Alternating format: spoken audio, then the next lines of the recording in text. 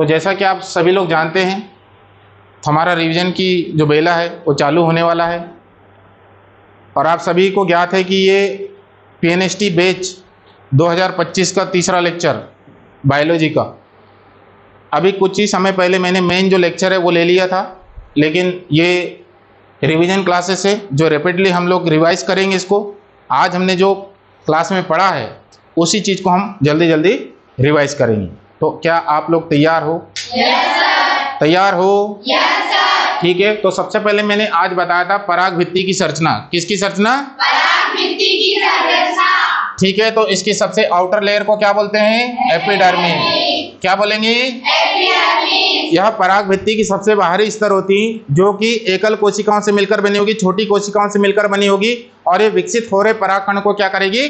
सुरक्षा प्रदान करेगी। क्लियर हुआ सभी को? दूसरी स्तर को अपन बोलते हैं एंडोथीसियम। क्या बोलेंगे? एंडोथीसियम। ये दूसरी स्तर होती है और इसकी कोशिकाएं बड़े आकार की होती है। क्या ये आर्द्रता ग्राही प्रकृति के होते हैं? यह परागण के समय परागकण को परागकोश से बाहर करने में मदद करती है। क्या? ठीक है। उसके बाद बताया था मैंने तीसरी स्तर। कौन सी स्तर? Middle layer. कौन सी स्तर? या इसको मध्य स्तर बोल सकते हैं। क्या मध्य स्तर? ये 1 से 3 स्तरों से मिलकर बनी होगी। जैसे जैसे परागकण का निर्माण होगा ये स्तर कैसे होती जाएगी? विलुप्त होते जाएगी। कैसे होते जाएगी? यहाँ तक क्लियर हुआ सभी को? अब पराग भित्ति की सबसे आंतरिक स्तर को क्या बोलेंगे अपन? टेपेटम। क्या बोलेंगे? समझ में आ रहा है? यह विकसित हो रहे परागकण को पोषण प्रदान करती। क्या करती है? यहाँ तक क्लियर हुआ सभी को? ठीक है। और आपको मालूम होना चाहिए यहाँ पर एक छोटी सी छिद्र होती, मालूम है? उसको क्या बोलेंगे?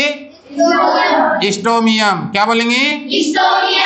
जब परागन होता है उस समय पराग कोश से पराग कण जब बाहर निकलता है तो जिस स्थान से निकलता है या जिस छिद्र से निकलता है तो इसको क्या बोलेंगे अपन? स्टोमियम। क्या बोलेंगे? यहाँ तक समझ में आ रहा है? सबसे आउटर लेयर को एपिडर्मिस, बीच वाले को, तीसरे स्तर को, सबसे अंदर वाले स्तर को, और उस छिद्र को क्या बोलते हैं? स्टोमियम। क्या बोलेंगे? यहाँ तक समझ में आया? अब डायरेक्ट मैं परागकण की बात करूंगा। समझ में आ रहा है सभी को? तो परागकणों के अध्ययन को क्या बोलेंगे? पेलिनोलॉजी। क्या बोलेंगे? पेलिनोलॉजी शब्द को सबसे पहले किसने दिया था? विलियम और हाइड ने। किसने दिया था?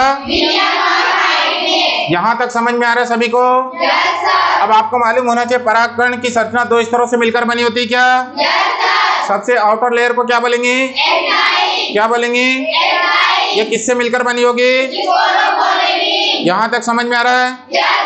और ये पादप जगत में सबसे कठोर पदार्थ होता है। क्या? जंतु जगत में क्या होता है? दांत का इनेमल। क्या होता है? समझ में आ रहा है सभी को? सेकंड लेयर को क्या बोलेंगे? क्या बोलेंगे? ये किससे मिलकर बनी होगी? पेक्टोसेलुलोज से। किससे मिलकर बनी होगी?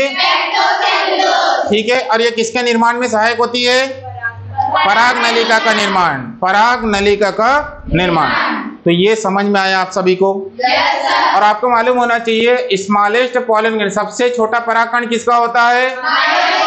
इसका साइज कितना होता है? 2.5 से लेकर 3.5 माइक्रोन। सबसे बड़ा परागकण किसका होता है? इसका साइज क्या होता है? सबसे लंबा परागकण किसका होता है? कितना साइज होगा इसका? पक्का? तो आज का लेक्चर आप सभी को समझ में आएगा अच्छे से? तो आप सभी का बहुत बहुत धन्यवाद। और मैं चाहूँगा कि इसी प्रकार आप आगे बढ़ें। तो कल के लेक्चर के लिए भी आपको बहुत बहुत शुभकामनाएं, और आगामी जो PNST 2025 है उसके लिए भी बहुत बहुत शुभकामनाएं। आप इसी प्रकार पढ़ते रहें और प्रतिदिन क्लास आते रहें, और क्लास के बाद घर में जाके रिवीजन करते रहें। ओके? तो आप सभी ने इतना बहुमूल्य समय दिया, इसके लिए तहे दिल से आपका आभार एवं धन्यवाद। Thank you. एक बार जोरदार तालियां अपने अपने लिए।